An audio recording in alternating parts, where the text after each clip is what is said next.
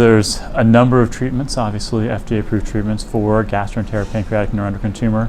In general, they're broken up into two categories: treatments for patients with small bowel neuroendocrine tumors and those patients who have pancreatic neuroendocrine tumors.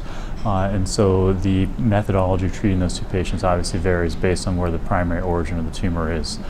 For small bowel neuroendocrine tumors, typically first-line therapy will be somatostatin analog treatment. And then after progression on somatostatin analog therapy, patients may consider either peptide receptor radionuclide therapy or everolimus, depending on the pace of disease and the extent of disease, and also what the extent of disease in terms of uptake on somatostatin receptor PET looks like. So that would be generally how the medical oncology treatments for small bowel neuroendocrine tumor are. For pancreatic neuroendocrine tumor, it's slightly different.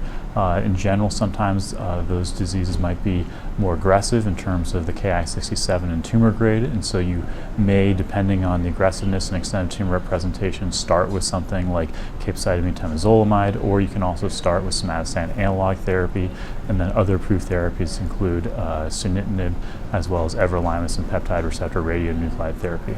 I think the order of treatments in both of those diseases is sort of unclear.